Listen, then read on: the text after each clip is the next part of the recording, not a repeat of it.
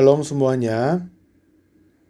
Ya, oleh COVID-19 kita nggak bisa kumpul, tapi dapat bersekutu online. Itu senang sukacita. Malam ini juga kita baca firman terdahulu di 2 Raja-Raja pasal 7. Lalu berkatalah Elisa, dengarlah firman Tuhan. Beginilah firman Tuhan, besok kira-kira waktu ini, sesuka tepung yang terbaik akan seharga sesikal, dan 2 sukat jelai akan berharga sesikal di pintu gerbang Samaria. Tetapi perwira yang menjadi ajudan raja menjawab abdi Allah. Katanya, sekalipun Tuhan membuat tingkap-tingkap di langit, masakan hal itu mungkin terjadi? Jawab abdi Allah, sesungguhnya engkau akan melihatnya dengan matamu sendiri, tetapi tidak akan makan apa-apa daripadanya. 4 orang yang sakit kusta ada di depan pintu gerbang. Berkatalah yang seorang berkata yang lain, mengapakah kita duduk-duduk di sini sampai mati? Jika kita berkata, baiklah kita masuk ke kota, padahal dalam kota ada kelaparan, kita akan mati di sana. Dan jika kita tinggal di sini, kita akan mati juga. Jadi sekarang, marilah kita menyeberang ke perkemahan tentara Aram. Jika mereka membiarkan kita hidup, kita akan hidup. Dan jika mereka mematikan kita, kita akan mati.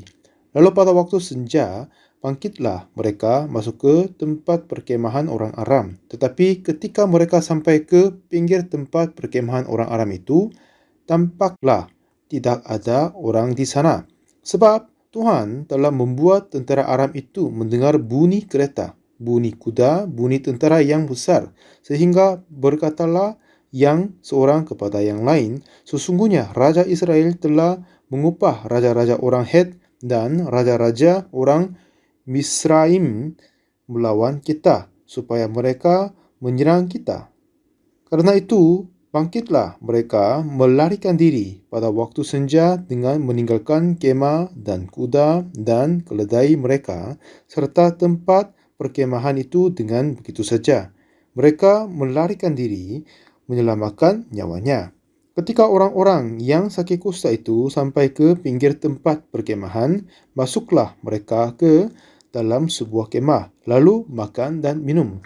Sesudah itu mereka mengangkut dari sana emas dan perak dan pakaian. Kemudian pergilah mereka menyembunyikannya. Lalu datanglah mereka kembali masuk ke dalam kemah yang lain dan mengangkut juga barang-barang dari sana. Kemudian pergilah mereka menyembunyikannya. Lalu berkatalah yang seorang kepada yang lain, tidak patut yang kita lakukan ini. Hari ini ialah hari kabar baik, tetapi kita ini tinggal diam saja. Apabila kita menanti sampai terang pagi, maka hukuman akan menimpa kita. Jadi sekarang, marilah kita pergi menghadap untuk memberitahukan hal itu ke istana raja.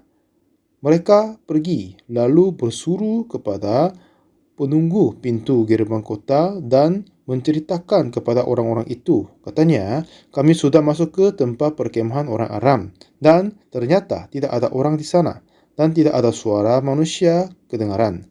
Hanya ada kuda dan keledai tertambat dan kemah-kemah ditinggalkan dengan begitu saja. Sampai 10 kita baca.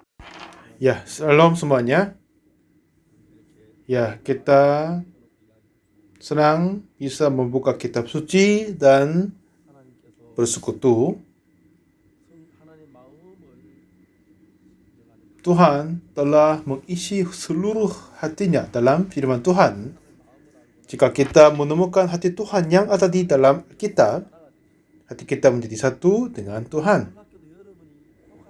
Lalu memang kita tetap orang bersendirian, tetap sama, tetapi kita masuk ke seperti tingkapnya Tuhan dan akan hidup sepertinya. Seperti yang saya sampaikan semalam, sebelumnya, pada mulanya ada firman. Jadi firman itu kita dapat terima dalam hati kita karena firman itu sudah menyatakan apa yang isi hati Tuhan. Jika itu sudah berbeda dari pikiran kita, tetapi kita terima firman-Nya, firman Tuhan dan hati Tuhan menjadi satu dengan hati kita. Setelah tahun 62, walaupun sebelumnya pun saya ikut gereja, saya kecil, tetapi tahun 62 saya berusia 19 tahun, saya dapat terima firman Tuhan. Dan sebelumnya, seperti contohnya ini, dulu zaman yang lalu masih tidak ada banyak mobil, walaupun rusak, ia harus memperbaiki, mengganti spare part, harus menggunakannya.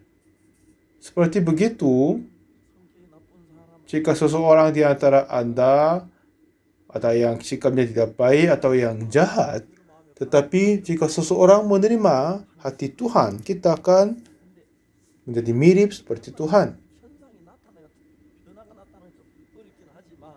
Untuk mengadakan pembaruan itu mungkin akan lama, tetapi setelah firman Tuhan masuk ke dalam hati kita.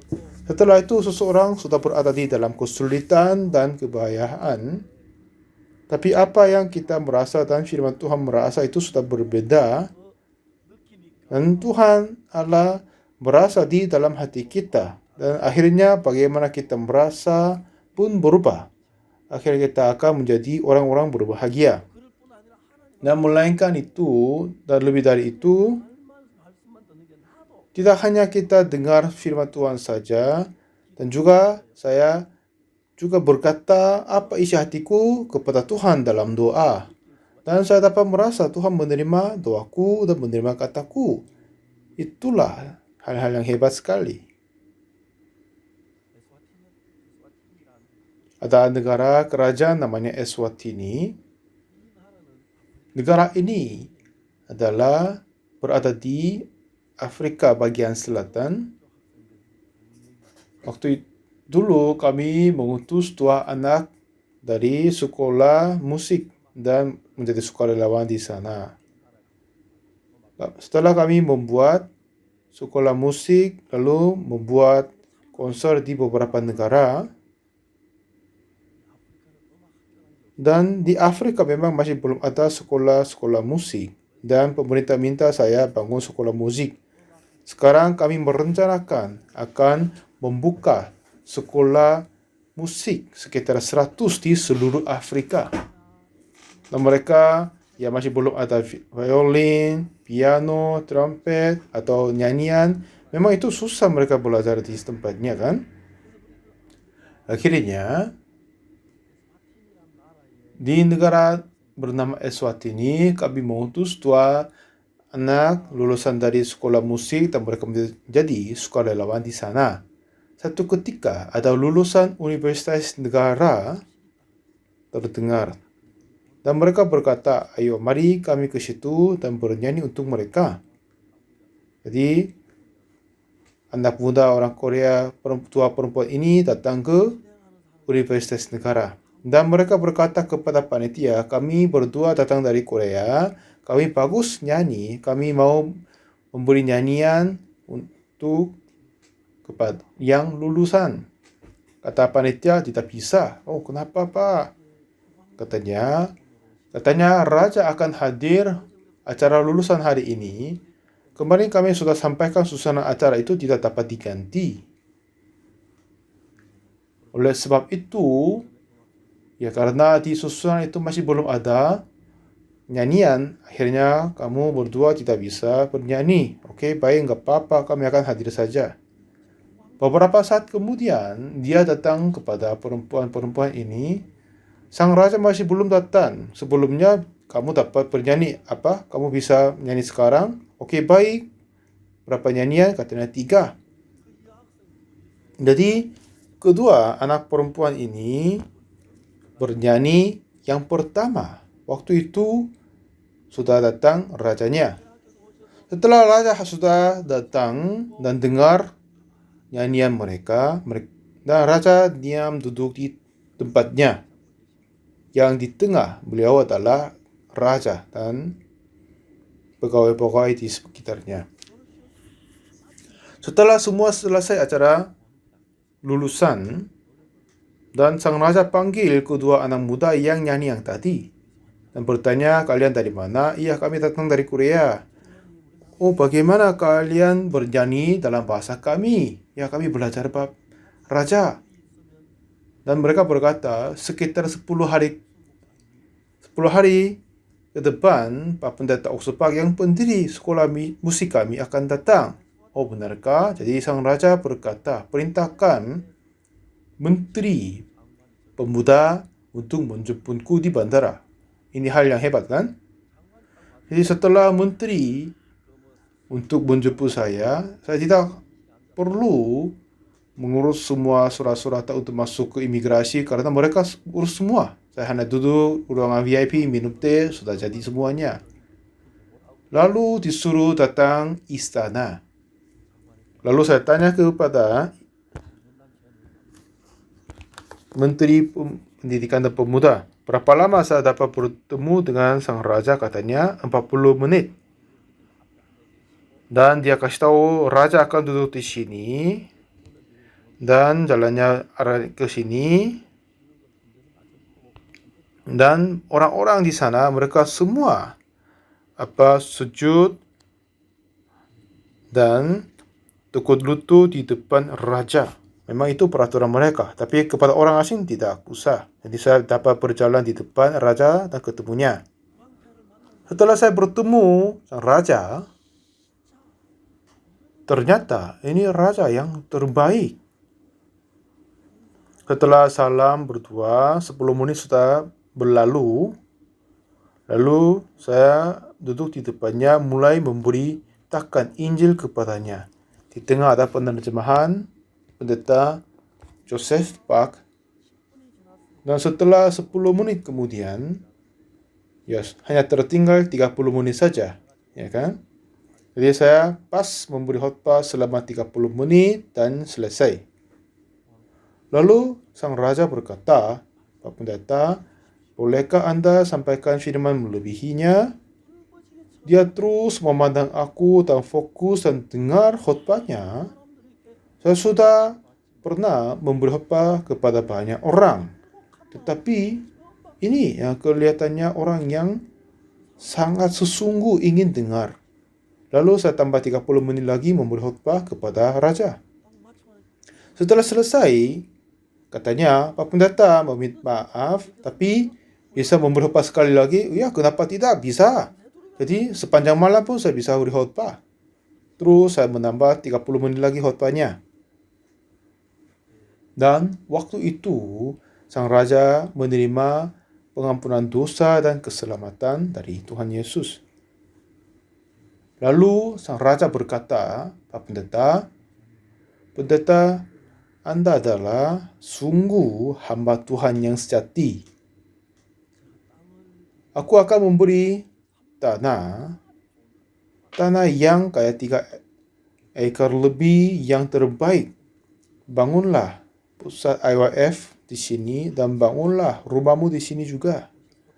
Jadi setelah Anda datang di sini tidak usah inap di hotel, tinggal di sini aja. Memang ini perintah dari raja. Akhirnya kami sedang membangun pusat, kami sedang dalam pembangunan dasarnya.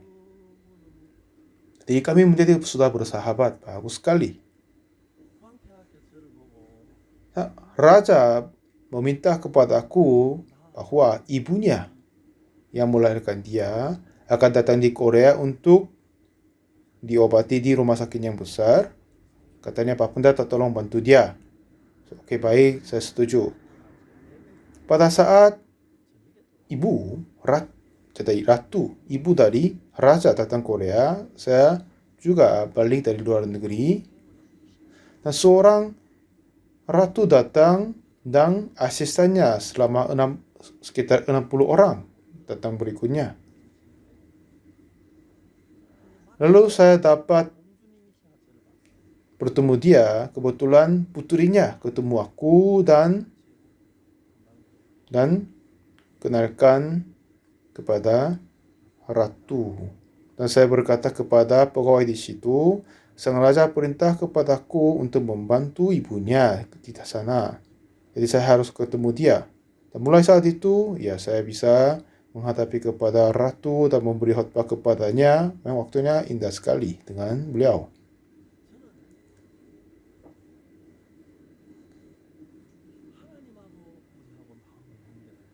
Jadi ini semua yang terjadi oleh terhubung hati kita dengan Tuhan. Dan apa yang pemisah di antara Tuhan dengan kita adalah dosa.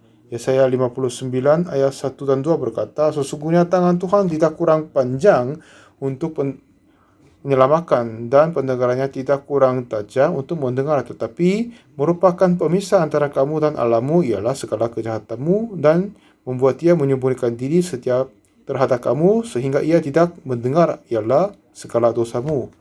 Jadi, bukan kita berusaha baik-baik untuk berhasil kehidupan rohani, tetapi kita harus menyatukan dengan Tuhan, terhubung dengan Tuhan, dan terima hatinya, itu sudah cukup sekali. Dan untuk itu, apa yang paling penting adalah dosa ini menjadi pemisah di antara Tuhan dan kita. Kita harus mengampuni dan menghapuskan dosanya dulu. Tetapi untuk hal itu, kehendak kita menghapuskan dosa, tetapi kehendak Tuhan menghapuskan dosa kita itu jauh lebih besar daripada keinginan kita. Jadi, dengan kuasa kekuatan diri sendiri tidak dapat menghapus dosa sendiri. Akhirnya Tuhan mengutus Yesus Kristus, dan dengan darahnya, kematiannya di atas kayu salib, itulah caranya Tuhan menghapus dosa kita. Pada saat Yesus mati di atas kayu salib, kata terakhir olehnya adalah sudah selesai. Artinya apa? Menghapuskan, menyelesaikan penghapusan dosa kita manusia. Dengan cara dia menerima semua hukuman karena kita. Dengan itu menghapus dosa kita. Tinggal kita menerima dengan iman. Jadi, apa yang paling mudah dalam kehidupan rohani? Memang Tuhan telah membentuk kehidupan rohani secara begitu gampang. Tuhan tidak suruh sesuatu yang kita harus melakukan yang mustahil. Pada saat Yesus mati di atas kayu salib karena dosa kita, artinya dosa kita tidak dapat diampuni oleh diri kita sendiri. Jadi Yesus menghapuskan dan menyelamatkan kita dan menggunakan hidup yang kekal. Dan tinggal kita terima itu saja. Hanya tinggal terima firman Tuhan.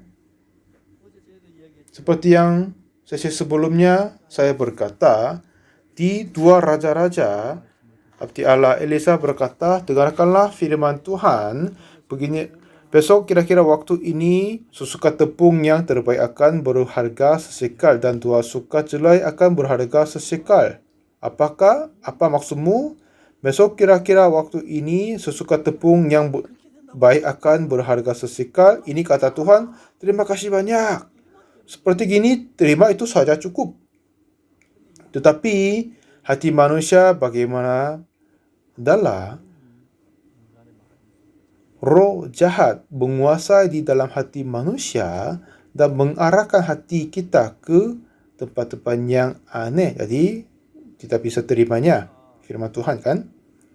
Seperti semalam kita berkata bahwa pada waktu Elisa berkata yang tadi dan perwira ajudan raja dan juga ada 4 orang sakit kusta. Saya akan lanjut dari cerita yang kemarin. Jadi Nabi Elisa ini bukan kata diri tetapi kata Tuhan. Ini firman Tuhan begini, besok kira-kira waktu ini sesuka tepung akan terbaik akan berharga sesekal. Jika Tuhan berkata gitu, akan terjadi sesuai dengan firman-Nya. Jika tidak, ya ini memang tertinggal penanggung jawab kepada Tuhan. Sungguh Tuhan berfirman itu, pasti akan terjadi sesuai dengan janjinya dan firman-Nya. Nah, ini menjadi murah sekali, bagus. Kiranya mereka yang terima begitu. Tinggal terima begitu. Tetapi melainkan Elisa menerima firman Tuhan dan berkata sesuai dengannya. Tetapi perwira yang menjadi ajudan raja, dia bilang apa? Dia seharusnya terima. Jika Tuhan berkata gitu, pasti terjadi. Dia terima begitu. Tetapi bagaimanapun dia berpikir, tidak mungkin sekalipun Tuhan membuat tingkap-tingkap di langit, masakan hal itu mungkin terjadi. Bagaimanapun dia berpikir ulang, itu tidak akan mungkin kiranya dia. Akhirnya sekalipun Tuhan membuat tingkap-tingkap di langit, masakan hal itu terjadi. Jadi memang ini ceritanya sederhana. Jika Tuhan berkata besok kira-kira waktu ini sesuka tepung yang terbaik akan berharga sesekal. Jika Tuhan berkata ini, ia pasti akan terjadi. Besok pagi harga makanan akan menjadi turun jauh. Tinggal terima dan percaya itu saja. Tapi perwira dia pun pintar, orang yang baik, kiranya berkuasa. Akhirnya dia menolak firman Tuhan dan tidak terima. Jadi orang ini dia harus mati, tidak bisa makan besok hari. Tetapi Elisa dia terima firman Tuhan dan sampaikan sesuai dengannya. Kemarin ada ketiga macam orang. Elisa terima firman Tuhan dan berkata sesuainya. Dan kedua, perwira yang menjadi ajudan raja, dia tidak terima. Dan ketiga, ada keempat orang penyakit kusta. Jadi sekarang, sesuai dengan firman Tuhan, besok kira-kira waktu ini, sesuka tepung akan terbaik, akan berharga sesekal. Tapi masih belum sekarang. Untuk menggunakan itu, Tuhan harus bekerja terdahulu. Jika perwira yang menjadi ajudan raja, dia menyangkal pikiran diri dan terima firman Tuhan, pasti dia akan dipakai oleh Tuhan. Tapi dia menolak, tidak terima firman Tuhan. Akhir-akhirnya, Tuhan pilih keempat orang sakit kusta. Melaluinya, Tuhan akan kerja untuk menggenapkan janji yang dia memberikan. Besok kira-kira waktu itu, susukan tepung yang terbaik akan menjadi berharga sesekal. Biasanya di orang Israel, di negara Israel, sakit kusta tidak bisa tinggal di dalam kota. Mereka harus tinggal terpisah dari kotanya. Seperti itu dilukis baik-baik di bioskop Ben-Hur. Orang sakit kusta seharusnya tinggal di lembah terpisah dari kota dan makanan harus diantar oleh keluarganya. Dan keluarganya mengantar makanan, dengan itu mereka hidup di lembah. Ini kehidupan mereka. Tapi masalah terjadi kepada mereka adalah oleh sebabnya tentara Syria masuk perang, akhirnya mereka tidak bertanya di luar kota. Sudah beberapa tahun, akhirnya sudah makanannya habis. Akhirnya perempuan-perempuan makan anaknya diri. Dan dengan situasi ini, bagaimana mereka bisa kasih makanan kepada penyakit kusta? Jadi orang sakit kusta itu, mereka lapar, tidak ada kasih makanan. Akhirnya mereka sedikit demi sedikit datang di dekat pintu gerbang kota Samaria. Dan pintunya telah tertutup, tidak bisa masuk keluar. Mereka pun tidak bisa masuk ke dalam kota Samaria. Dan apa yang Tuhan kerja melalui mereka adalah seperti janjinya besok kira-kira waktu ini, sesuka tepung yang terbaik akan berharga sesekal. Untuk menggenapkan firman ini, Tuhan mengerjakan di dalam hati orang sakit kusta. Seperti yang Tuhan mengisi satu pikiran di dalam hati mereka. Dan 4 orang sakit kusta ada di depan pintu gerbang, berkatalah yang seorang kepada yang lain. Jadi mereka sudah dekat dari pintu gerbang kota Samaria. Tetapi tidak ada yang kasih makanan kepadanya. Mungkin sebelumnya ada banyak, tapi satu demi yang lain mati, tertinggal 4 orang saja kiranya. Lalu apa yang Tuhan kasih hati kepada sakit kusta adalah, mengapakah kita duduk-duduk di sini sampai mati? Dan di dalam kota semua kelaparan, tidak ada yang kasih makanan kepada kita. Kita ada di sini akan mati. Ya, sampai sekarang ada kemungkinan kasih makanan, jadi kita tunggu sampai sekarang. Tapi, ya kita sudah dekat kematian karena kelaparan. Jadi, penyakit kusta merendahkan hati dan lapar. Akhirnya, pada saat Tuhan memberi hati, mereka akan ikut. Lalu mereka mulai berpikir jika kita berada di sini akan mati. Dalam kota mereka pun ada mati kelaparan. Kita pun akan mati. Apa gunanya kita tunggu kematian? Jika kita ke tentara perkemahan Aram, di situ ada makanan. Kita menyerah diri kepadanya. Jika mereka membunuh kita, ya memang kita tetap mati. Jika mereka membiarkan kita hidup, mungkin kita hidup dapat makan dari sana.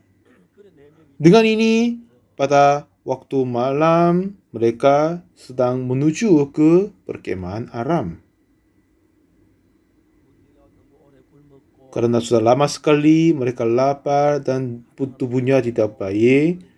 Dan dalam perjalanan jatuh, diangkat dari teman yang lain, terjatuh lagi. Aduh, aku tidak sama sekali jalan lagi. Kalian berdua aja terus pergi ke sana dan makan banyak dan mati di sana. Ayo, kamu tidak boleh berkata gini. Mari kita mati bersama dan tinggal bersama. Jika kamu tertinggal di sini itu tidak boleh. Walaupun begitu aku tidak bisa berjalan. Aku tidak sama sekali punya kekuatan. Tidak bisa berjalan. Ya, aku akan bantu. Sepertinya begini, mereka berdua menuju ke perkemahan Aram. Nah, setelah waktunya sudah senja menjadi malam, di dalam perjalanan mereka jatuh bangun begitu dari keempat orang sakit kusta. Tapi Tuhan memperbesarkan suara perjalanan mereka, yang seperti kita membesarkan suara dari speaker yang lain-lain. Memang orang-orang buat bioskop, mereka mempunyai mesin yang buat suara, tutup pintu, membuka, dan kereta, dan bunyi-bunyi mobil yang seperti gitu. Ya, memang manusia pun membuat. Kenapa tidak kepada Tuhan? Ya kan? Pasti bagus dia. Jadi pada waktu sudah sekitar malam menjadi gelap,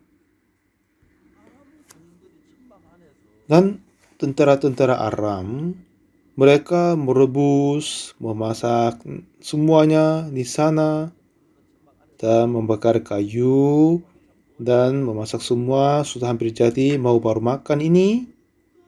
Tapi apa yang terdengar kepada mereka adalah seperti kuda banyak, dan kereta-kereta, dan juga bunyi-bunyian seperti tentara banyak. Itu terdengar kepada tentara Aram. Sekitarnya mereka semua siap-siap, sudah masak dan sudah dekat makan, tetapi tinggalkan semua dan kabur satu demi yang lain. Di dalam pendalaman kegelapan ini terdengar suara kuda, kereta, kebanyakan tentara. Akhirnya mereka terasa takut. Dan di antara mereka yang pintar berkata, ya pasti ini bunyi kereta, kuda, tentara yang besar. Pasti Raja Israel mengupah Raja Het dan Raja Misraim melawan kita. Jadi mereka menyerang kita. Jadi mereka terus kabur. Walaupun ada kuda, mereka tidak bisa pakai. Lari-lari aja. Jadi dengan suara-suara besar mereka datang, tapi tinggal 4 orang sakit kusta saja. Dan orang Aram, tentara Aram semua terkabur. Lalu setelah tiba, keempat orang sakit kusta datang, ada orangnya bermisi, meminta maaf, kami menyerah diri, kami akan menyerah diri, tapi diam saja di sana. Tetap diam di situ. Tetapi setelah membuka pintu perkemahan itu, waduh, makanannya sudah siap, sudah tidak siap masuk makanan, tapi tidak ada orang yang dijaga kan? Ya, jika mereka bunuh kita nggak apa-apa, kita makan dulu. Jadi mereka terus makan. Betapa senangnya mereka, ya kan? Setelah makan, mereka buka perkemahan, dapat emas, perak, menyembunyikan, lalu makan ulang dan sembunyikan lagi. Ini apa? Sakit kusta melakukannya. Lalu mereka dapat berkata, ya, inilah hari yang kabar baik. Tapi kita tinggal diam saja. Di dalam kota Samaria mereka mati kelaparan, tapi di sini sudah penuh dengan makanan. Jika kita menunggu sampai besok pagi, hukuman akan menimpa kita. Jadi sekarang, marilah kita pergi menghadap untuk memberitahukan hal itu ke istana raja. Lalu mereka naik kuda datang ke tempat gerbang Samaria dan panggil, ada apa? Ada siapa di sini? Dan katanya di tentara perkemahan ada Aram, di situ ada perak, emas, makanan sudah penuh, tapi tidak sama sekali ada tentara di sana. Dan lalu itu langsung dikabari kepada rajanya. Ya, raja berpikir, ya kemungkinan ini mereka menipu diam-diam, tersembunyi diri untuk kami datang untuk membunuh kita. Benar enggak? Kiranya raja begitu. Tapi ada yang berkata, mari kita coba ke sana dulu. Jadi 2-3 orang naik kuda datang ke perkemahan Aram. Ya, tetap tentara Aram kabur, banyak tertinggal di jalan dan semuanya tertinggal. Lalu balik dari ke kotanya, suruh kepada banyak orang ke sana ambil semua di situ. Jadi masyarakat ke sana mengambil barang yang berharga, makanan. Akhir-akhirnya besok pagi sesungguh terjadi sesuka tepung yang terbaik berharga sesikal. Waktu itu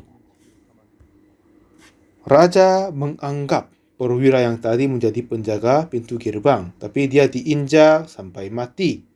Melainkan penyakit kusta ini menerima berkat yang besar. Memang cerita-cerita yang saya sampaikan sederhana ini adalah kayak kulit yang luar dari ceritanya. Kita masuk ke dalam pendalaman kitab suci, kita dapat bertanya, kenapa memang mereka adalah tetap seorang manusia, kenapa penyakit kusta menerima berkat dan makan puas dan hidup berbahagia, tetapi perwira itu mati di sana. Inilah dikasih tahu hati manusia. Karena dia ajudan raja, dia menjadi tinggi, dia tidak perlu dengar dari yang lain, dia percaya diri dan maju. Tetapi minimal dia harus dengar kepada abdi Allah Elisa. Walaupun dia adalah perwira yang menjadi ajudan raja, tapi selalu memperhatikan kepada Elisa, dan jika terdengar sesuatu yang tadi, apakah sungguh besok pagi, besok kira-kira waktu ini, harga makanan menjadi rendah, kita menjadi dapat hidup, bagaimana hal itu terjadi? Tolong jelaskan lagi. Ya, Tuhan berkata kepadaku, dan aku hamba Tuhan, aku hanya terima saja dan sampaikan kepada Anda saja.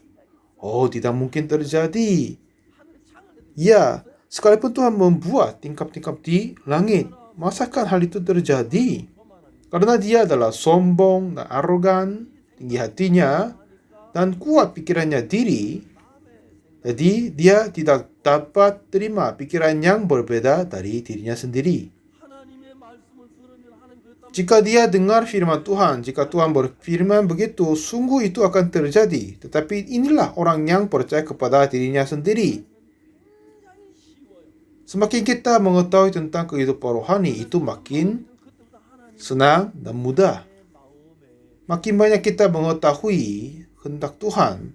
Kehendak Tuhan adalah mau terjadi dalam hati kita. Satu ketika, apakah Bapak Ibu pernah melihat aurora? Satu ketika saya naik penerbangan menuju ke New York, Amerika. Karena itu jaraknya jauh sekali, pilotnya harus berganti-ganti berdua. Dan seorang pilot datang kepadaku, katanya, permisi, apakah ini Papa Pendeta Usupa? Oh ya, benar. Oh, katanya, saya sudah membaca buku Jika Bapak setuju, saya mau undang Bapak ke ruang juru terbang. Bolehkah kita obrol di situ? Dengan itu saya dapat masuk ke ruangan juru terbang.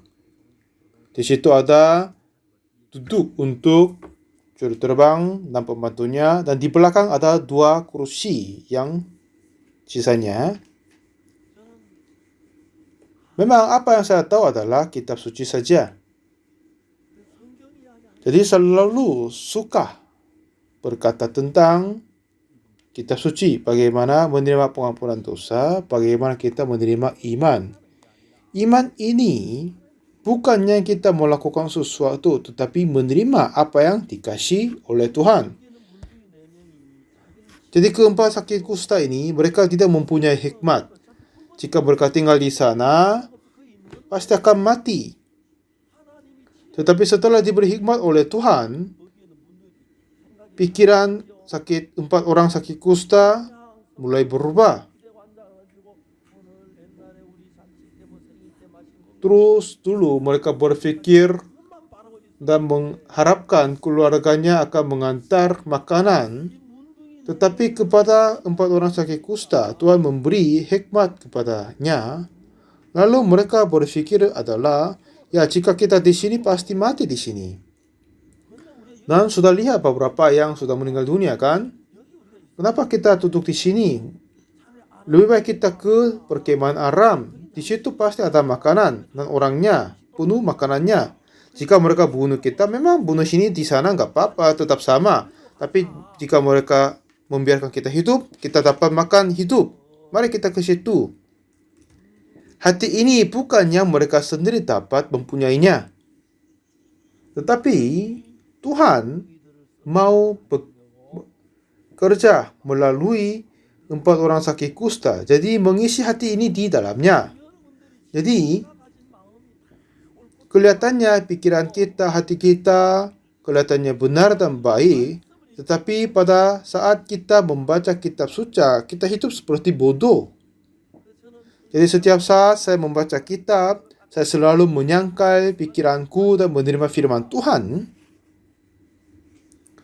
Oleh sebab itu, setelah saya menerima firman Tuhan adalah hati Tuhan. Dan dengan penerimaan firman Tuhan itu sudah sama dengan saya menyatukan hati dengan hati Tuhan. Jadi keempat orang sakit kusta ini, mereka dipimpin oleh kehendak Tuhan. Akhirnya mereka mengerjakan untuk menggunakan firman Tuhan. Besok kira-kira waktu ini sesuka tepung yang terbaik akan menjadi berharga sesekal. Mereka sedang perjalanan untuk pekerjaan ini. Benar enggak?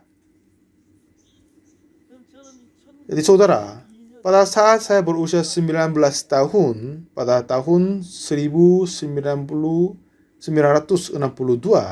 saya dapat bertemu Yesus dan dengan menerima firman ini dan menerima pengampunan dosa. Bagaimana? Setelah saya membaca kitab suci dan kitab berkata, dengan kematian Yesus di atas kayu salib telah membenarkanku, telah menghapus dosaku. Apa maksudnya? Dengan kematian Yesus di atas kayu salib, Tuhan telah menerima semua hukuman karenaku dan menghapus dosaku. Kalau gitu, jika saya lebih pintar daripada Tuhan, saya bisa berkata melawan kepada Tuhan. Tetapi tidak. Jadi kata Tuhan, aku telah menghapuskan dosamu. Iya, saya setuju dan terima itu saja.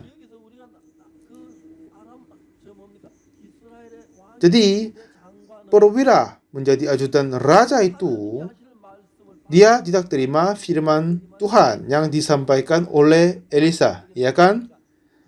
Waktu itu dia berkata apa? Sekalipun Tuhan membuat tingkap-tingkap di langit, masakah hal itu mungkin terjadi? Dia tidak terima.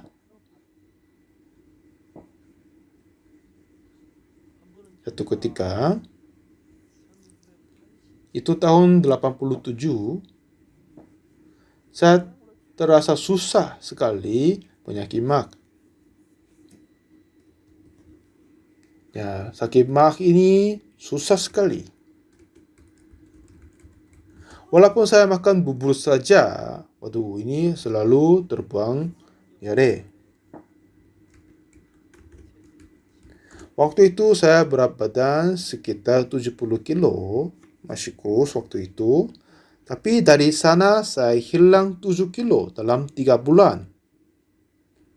Jadi jasku sudah menjadi besar, celana semuanya dilepas.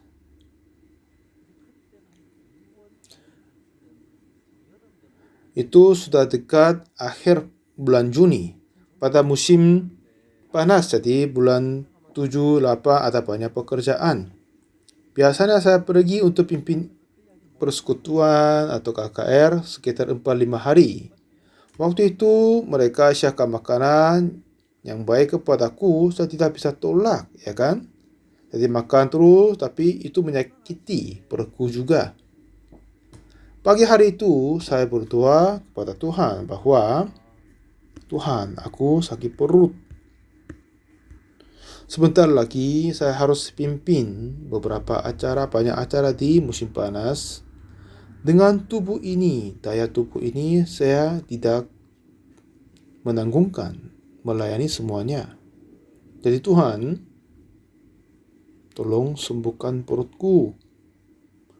Dengan segenap hati, sesungguhnya saya berdoa bagi Tuhan. Akhirnya saya selesai doa dengan dalam nama Tuhan Yesus kami berdoa, amin. Lalu membuka mataku, tiba-tiba satu ayat firman Tuhan teringat di dalam pikiranku. Markus 11 ayat 24.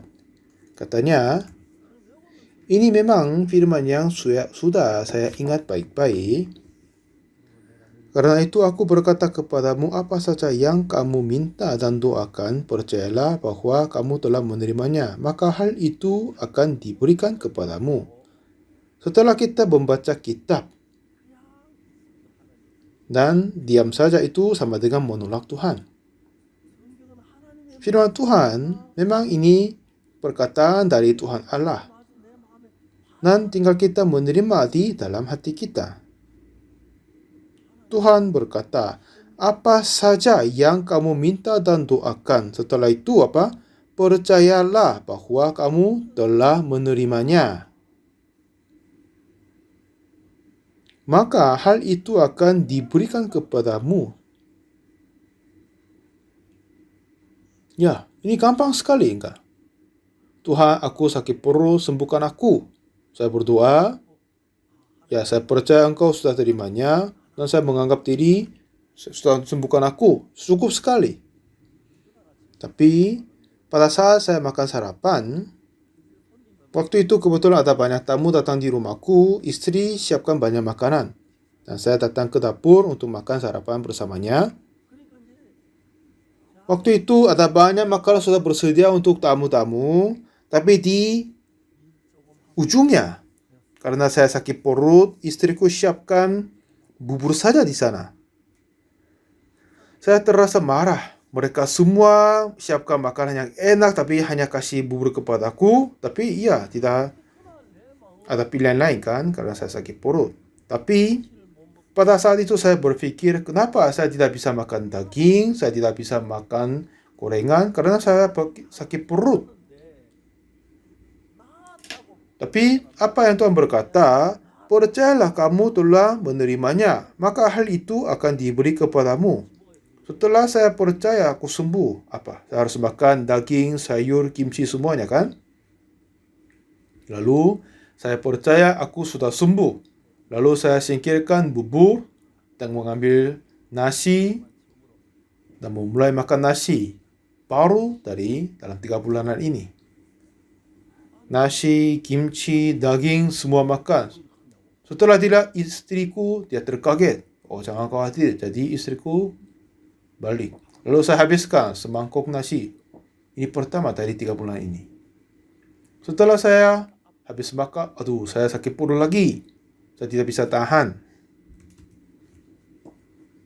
Lalu saya meminta maaf, berkata kepada mereka, lalu ke kamar kecil buang semuanya. Aduh, saya merasa sakit sekali. Di suaranya berkata, "Ya, kenapa kamu makan itu? Apakah kamu orang beriman?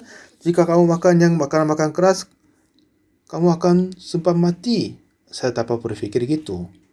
Dan satu yang lain, sekali lagi saya teringat firman Tuhan yang tadi, "Ya, apa saja yang kamu minta dan doakan, percayalah bahwa kamu telah menerimanya, maka hal itu akan diberikan kepadamu." Ya, jika begitu saya sudah sembuh. Ya, kalau sembuh saya tidak terasa sakit. Kenapa saya masih rasa sakit? Kenapa saya masih sakit? Firmannya begini, kenapa saya masih sakit? Ini menjadi masalah bagiku. Pada saat saya membaca kitab, Yesus berkata kepada raja yang mati. Dalam pandangan kita, raja harus mati. Tapi Yesus berkata, ya tidak, dia akan sembuh kan?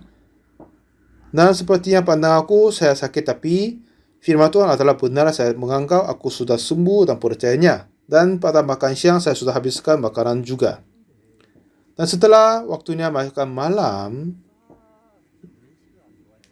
dan biasanya saya tidak suka diajak makan di luar.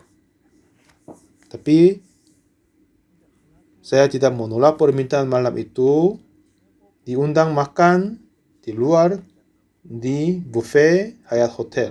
Dianggap yang terbaik Korea zaman waktu itu. Di sana pada saya masuk ke hotel untuk makan. Kiranya aku, saya sakit perut, hanya makan perut saja, terpikir gini. Tapi tidak, saya sudah sembuh. Lalu saya makan banyak sampai penuh. Kenyang sekali. Saya sudah sembuh, saya berkata. Malam itu saya tidak membuang kotoran, tidak diare. Jadi dalam 24 jam perutku sudah sembuh total. Jadi dulu saya terima firman Tuhan apa yang cocok dengan pikiranku. Yang tidak, saya tidak terima. Tapi sekarang tidak. Jadi setelah saya menerima semua firman Tuhan, dan katanya, apa saja kamu minta doakan, percayalah itu kamu telah menerimanya. Saya percaya itu, sepertinya saya sudah sembuh. Saya sudah mengalami banyak hal seperti itu.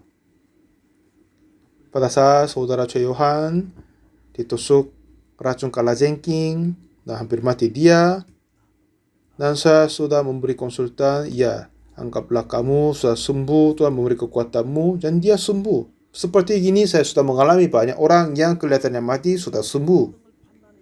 Dari pandanganku, dulu saya melihat dan menerima sesuai dengan pandanganku apakah ini benar atau tidak. Tapi sekarang tidak, yang aku memutuskan. Tetapi jika perintah oleh Tuhan, firman Tuhan, aku hanya terima saja. Jadi keempat sakit kusta ini, mereka sudah tahu pikiran mereka adalah sudah bersalah. Akhirnya dipimpin oleh Tuhan, lalu menuju ke perkemahan Aram.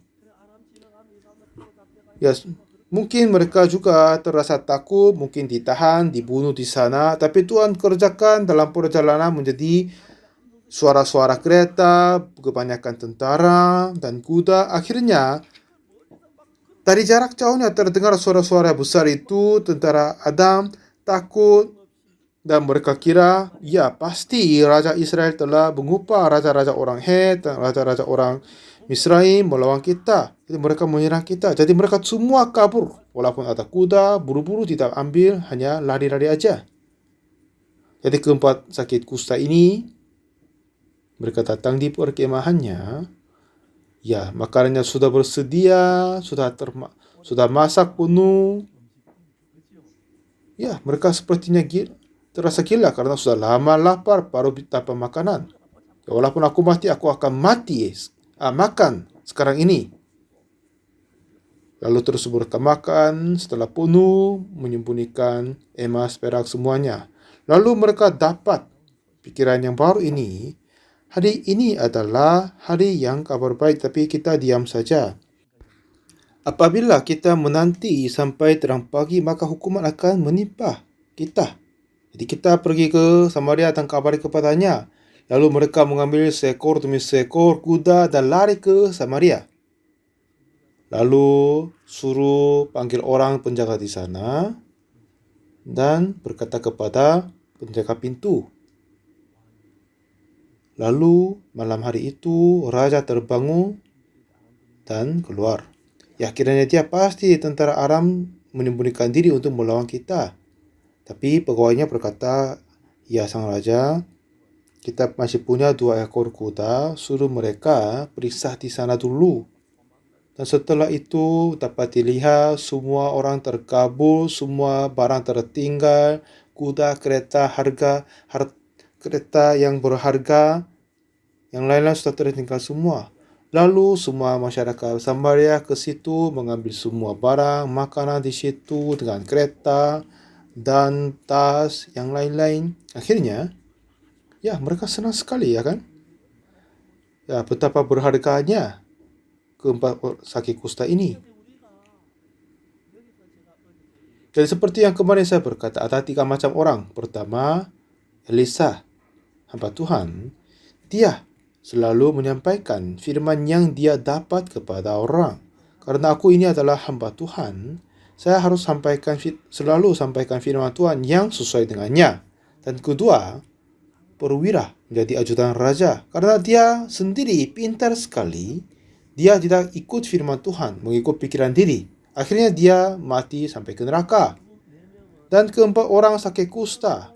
Setelah dia menerima firman hati Tuhan dan melakukan sesuatunya, dan pekerjaan Tuhan terjadi melaluinya. Jadi bagaimana kita melakukan atau hidup kehidupan rohani ini? Awal mulanya, Tuhan menciptakan langit dan bumi, dan Tuhan berkata, jadilah terang. Dan terang itu jadi. Dan semua segalanya akan terjadi sesuai dengan firman Tuhan. Dan semua firman Tuhan terjadi akan berikutnya jadilah demikian. Dan manusia dapat melihat, menimbang dengan pikirannya. Jika cocok, terima, tidak terima. Sepertinya perwira yang menjadi ajudan raja katanya, sekalipun Tuhan membuat tingkap-tingkap di langit, masakan hal itu mungkin terjadi? Kiranya tidak bisa kan? Jadi kita harus mempersatukan hati dengan Tuhan.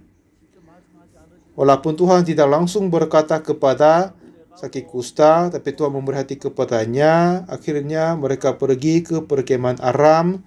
Setelah makan, dapat hati yang baru, terkabari kepada Samaria. Dengan begitu, mereka semua menjadi orang yang diberkati oleh Tuhan. Pada saat kita berusaha mengikuti pikiran firman Tuhan, seharusnya mengabaikan bagaimana kita berpikir. Hanya percaya sesuai dengan firman Tuhan. Jika firman Tuhan berkata ini, ia mengucap iya dan terima. Walaupun saya berpikir ini, tapi Tuhan berfirman itu, ya itulah firman Tuhanlah yang kita harus terima. Ini bagaimana mengatakan pekerjaan Tuhan di dalam kehidupan kita. Untuk pengampunan dosa kita, bukan kita yang berusaha mengampuninya. Tidak mungkin jadi. Jadi kitab suci berkata, oleh kematian Yesus telah menghapus dosa kita. Sudah ternyata gini. Kitab suci berkata begitu, sungguh benar sekali dosa kita telah dihapuskan. Ini cara gimana kita percaya Yesus. Tuhan berkata, besok kira-kira waktu ini sesuka tepung yang terbaik menjadi harga sesekal. Ya, terima kasih percaya. Ini bagaimana percaya Tuhan. Bagaimanapun, berapapun kita mempunyai dosa, tapi Tuhan membenarkan aku. Tuhan telah menghapus dosaku. Tuhan berkata, aku telah menyucikan engkau. Kalau gitu, pikiran aku yang benar atau firman Tuhan adalah benar? Firman Tuhan tetap benar. Jadi dalam pandanganku kiranya masih ada dosa. Tapi Tuhan berkata, aku telah menghapus dosamu. Oh iya, dosaku telah dihapuskan. Terima kasih, terima. Jadi inilah bagaimana dia percaya Tuhan. Tapi seseorang berkata, oh tidak, masih punya dosa. Dia tidak percaya Tuhan, menolak Tuhan. Dan begitu di Roma berkata tentang dosa kita. Roma pasal 3 ayat 23 berkata, karena semua orang telah berbuat dosa dan telah kehilangan kemuliaan Allah. Tetapi 24. Dan oleh kasih karunia, oleh telah dibenarkan dengan cuma-cuma karena penebusan dalam Kristus Yesus. Oleh karena kematian Yesus atas kayu salib. Jadi, walaupun kita tidak melakukan apa-apa, tapi Tuhan berkata, aku membenarkan kamu. Walaupun kita berbuat dosa, tapi Tuhan membenarkan kita. Kita sudah berbuat dosa, Tuhan berkata, aku telah membenarkan kamu. Kalau begitu, memang kita sudah berbuat dosa, tapi Tuhan membenarkan kita. Kalau gitu, apakah kita orang berdosa atau sudah menjadi orang benar? Apa? Ya, kita sudah menjadi orang benar. Jika Tuhan membenarkan kita, kita sudah dibenarkan. Ini tidak kita terima pikiran diri sendiri, tetapi terima firman Tuhan. Dan Yesaya 53 ayat ke-4 berkata, tetapi sesungguhnya penyakit kitalah yang ditanggungnya. Nya ini apa? Yesus. Yesaya telah nubuat tentang Yesus sebelum dia datang 700 tahun yang sebelumnya. Tetapi sesungguhnya penyakit kita yang ditanggungkannya dan kesengsaraan kita yang dipukulnya. Padahal kita mengira dia kena tulah, dipukul, dan ditindas Allah.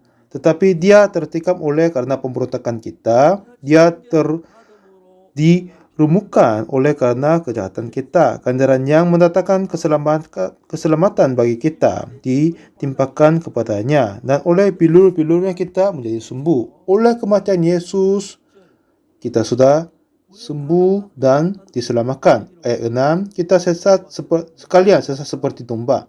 Masing-masing kita mengambil jalannya sendiri, tetapi Tuhan telah menimpakan kepadanya kejahatan kita sekalian. Oleh karena Yesus mati di atas kayu salib, setelah itu apakah kita masih punya dosa atau telah disucikan? Ya, kita sudah disucikan. Tetapi dia tertikam oleh karena pemberontakan kita, dia dirumuhkan oleh karena kejahatan kita. Artinya Yesus telah dihukum. Kita tidak perlu dihukum lagi. Disucikan maksudnya. Dan juga kita sekalian seperti domba, masing-masing kita mengambil jalannya sendiri. Tetapi Tuhan telah menimpakan kepadanya kejahatan kita sekalian. Jadi, saya percaya firman Tuhan adalah firman Tuhan Allah. Di dalam kitab suci ini, ternyata Tuhan Yesus telah mati di atas kayu salib dan ditulis dosa kita telah dihapuskan. Itulah yang saya percaya. Perwira dari raja, dia menolak firman Tuhan, akhirnya terkutuk. Tetapi 4 orang sakit kusta, mereka menerima hati dari Tuhan, menerima berkat, dan mengalami pekerjaan hebat dari Tuhan. Kita juga, bagaimanapun kita mempunyai pikiran masing-masing, tetapi karena firman Tuhan telah menulis Tuhan Yesus mati atas kayu salib membenarkan kita. Jika kita percaya sesuai dengannya, anugerah yang terbesar akan berlimpah-limpah kepada kita. Kita berdoa, Tuhan Bapa yang kudus yang mengasihi kami, dulu kami mempunyai banyak dosa, tetapi Yesus datang mati di atas kayu salib.